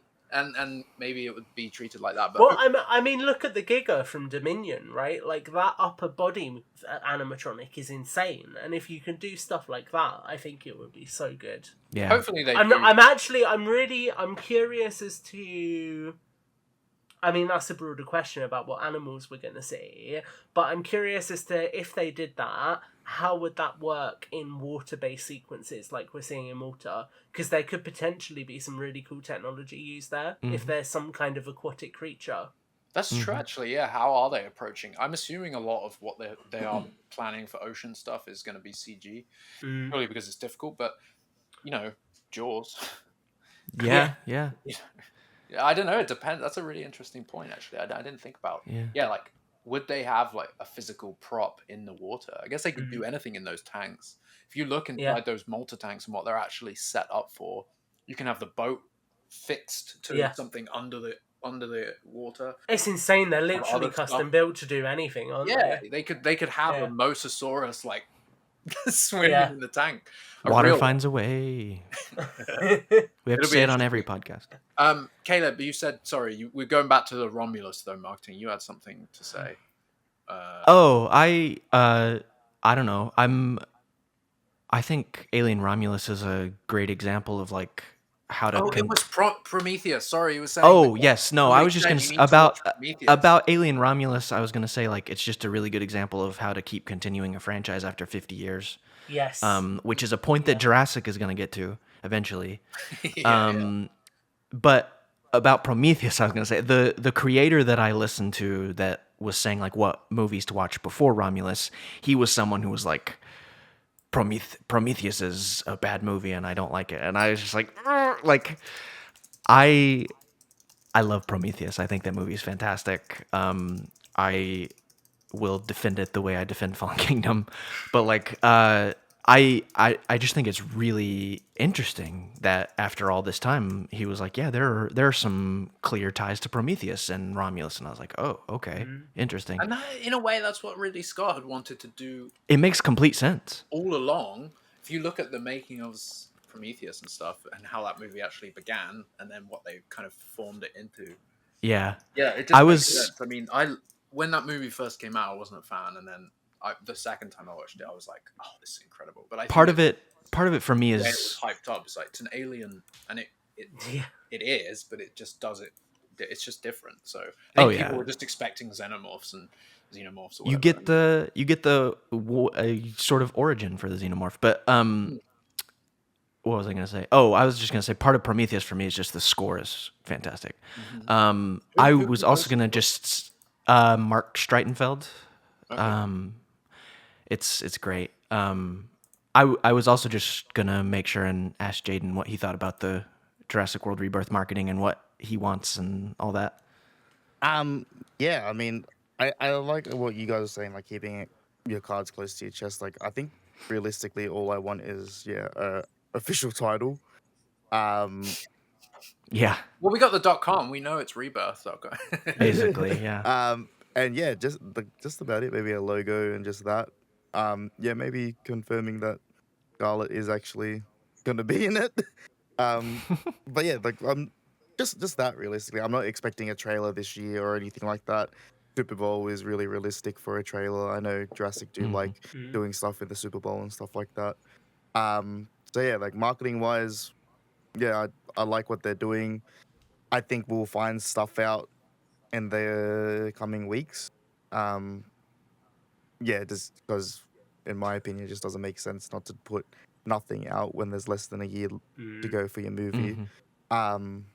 And a title and a logo is so like that's such a low bar. Yeah, it is. It's really not asking for anything. But then they're keeping their cards close to their chest, and we know that they Yeah. didn't have much of a title going. Mm. Because Rebirth I'm registered so late in the game, it's obviously something that's come up. Yeah, the story behind the title in retrospect will be interesting. But what were you gonna say, Tom? 100%. I'm gonna hit you with something controversial. What if we get more of a reveal during the Winter Olympics? Winter. I mean, we could have. There's precedent for it, right? Yeah. We might get ScarJo ice skating. We had that. I mean, that was Dominion, though, wasn't it? We got all those ads, and it was on NBC, which is the parent company of us all. And maybe the Olympics. The first tease will be some new dinosaur, but in the Winter Olympics. In a winter setting. No, I mean the Olympics, the Summer Olympics were just on NBC, and there wasn't anything Jurassic, but yeah. Maybe we need to watch back through all of it. Maybe there was something in They the hid background something. of a frame somewhere. Yeah. Well, it's going to be interesting going forward. Tom, we have to have you on again as we approach Rebirth. There's so much hype now. I think everybody's... Yeah. And I think as we get closer to it and the less information we know, I think people are just going to be like, well, I'm going to be freaking out. I want to know what this movie is now. So I have to have you on, have more discussions. Where can people find you? Where can they find Tales from a Jurassic World? Tell us how to find you. Yeah. So you can find me at Tom Jurassic on X and on Instagram. Twitter. Twitter, yeah, there you go. Twitter. You can also find me on Jurassic Collectibles on YouTube. Yes. And you can find Tales from a Jurassic World on its own YouTube channel, or you can listen to it on the Jurassic Park podcast. Boom. Woo! Beautiful stuff. Thank you, Tom. And Thank you very much. Jaden, hit us. People should be following your personal account for all the Australian stuff. So tell them. Yeah, NJ Changed your name on, recently. Yeah. So it's NJAY and then Rassic, RASS, yeah, double SIC. Sorry, it's still early for me. It's spelling. Yeah. You need some coffee, boy. Yeah, pretty much. I put the J in Jurassic. So yeah, that's the way I did it. Are you not allowed to drive on highways anymore, Jaden? Don't get me started on that old thing, please. Big highways. Nothing's a highway. Yeah, no. I don't think there'll be. I don't know how long the Melbourne exhibition's going for. I low-key forgot to ask about that because oh my god, I can't believe I forgot about this. PAX, oh my god, PAX. I was gonna say Now's your chance. Yeah, sorry. This is gonna be maybe a tangent. Yeah, so PAX is like Australia's Comic-Con. It's the biggest gaming pop culture event in Australia. We'll be hosting a community meetup on the Friday at the iBook community room. Woo! We'll be handing out cool limited edition Jurassic Outpost stickers. Hell yeah. Boom. We'll also be interviewing some fans, because hopefully by then we have some news. It's also 2 weeks before Chaos Theory season 2 as well. So, we can get some... So you're screening the first episode for everybody, is that correct? Yeah. I thought it was the entire season. No. we got a pirated copy. Jaden's slip. Yeah, so I tried to do a lot of things for PAX.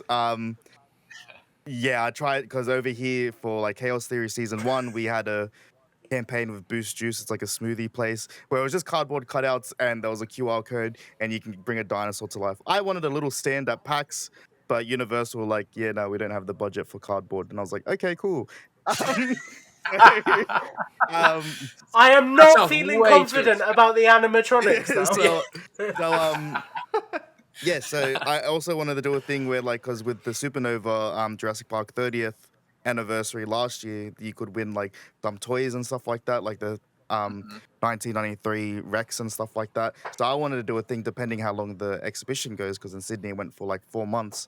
You could win tickets to the exhibition in Melbourne because, it's like 15 minutes away from PAX, like the exhibition. So I tried to do some cool things, but sadly, it's not in budget. But so Jurassic Outpost will be there doing things for the community, for the fans, by the fans. Fan community meetup would be nice. Hopefully there is a lot of Australian. The DreamHack one. Yeah, the last one was awesome. Yeah, the last one was good. So cool. We'll actually be getting like our own room and stuff like that. It will be pretty cool. We're going to be interviewing fans. There's going to be dinosaurs there as well. We'll be playing Caleb's music as well there. I got a new speaker just for that.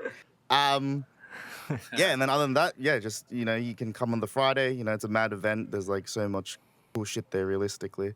Other than that, we'll be giving stickers, interviews, and just talking all things Jurassic, realistically, and just, What's the date for PAX? What's the date? It will be the 11th of October. Is it 11th to 14th or something? Yeah, the 11th to the 13th. But the Jurassic community meetup will be on the 11th. I'll be there the whole weekend, but... Nice. But you can't talk to Jaden unless it's on that Jurassic event. If you want, it's restricted access unless you've got a VIP ticket. If you want to talk to me about Jurassic, that will be like the chance, because the whole other weekend I'll be running around because I do not know what he's planned. I know I got a few panels I'm going to be on and stuff like that. But other than that, it's going to be pretty cool. Come to PAX. Jurassic Outpost will be at PAX. And if follow InGeneral. Yeah. If you follow Jaden, if you do go there, he will tell you some stuff off the record. He knows a lot, so I could. It's easy to go down. I still can't believe about the Dino Human hybrids. I know, right? Jesus. But so it'll be really cool, and especially like with the hype of Chaos Theory 2 weeks out, it's gonna be sick. So be sure to come out. Yeah. There's so much coming. There's so much going on. Caleb, where can people find you? At Caleb Composed, at Jurassic Caleb on YouTube, posting Jurassic toys and vlogs and stuff. So yeah. Can I say one more thing as well? No. Okay. Go ahead. No, as well, if you want to check out more stuff from the exhibition as well on Instagram or whatever, I invited a bunch of content creators. It was kind of like an event and stuff like that. People that really appreciate pop culture and stuff like that. Melbourne is the hub for it. So if you want to check out other like creators' posts and stuff like that, use the hashtag Dinos in Melbourne, and you can see all like the content creators' posts from the event and the media event and stuff like that. So up to you guys. Hell yeah, man. I was gonna say, Jaden has a brilliant idea on screen for us right now, which is the little Funko Jurassic keychains are all clipped to his microphone and mic arm. Yeah. And that's just like the perfect place for those. Yeah, no, they're awesome. They're on my last one, and then shout out to Elgato, hashtag ad. But they sent me. So I just put them on here. Shout out to the Funko Therizinosaurus, which is like rainbow colors. Yeah, there it is. Well, I know you guys can't see it, but I was going to ask this entire time. I've been wondering if that Jurassic Park poster behind you is signed or not. No, it's not. Kind of see an angle on it. Is that a signature on that? I wish. Someone said that they want me to sign their Funko Pops at PAX, so I've signed shoes at PAX, so I'll sign anything. How much are you charging? Look at that. All free. Beautiful. Poster. You should send that poster framed in full to the Amblin office with a note that says, please sign Spielberg, and then return. I would love to know how much that would be. Don't even roll it up. Just send it framed. Yeah, just send it. Yeah, I'll definitely do that. I sure it won't cost too much sending that over.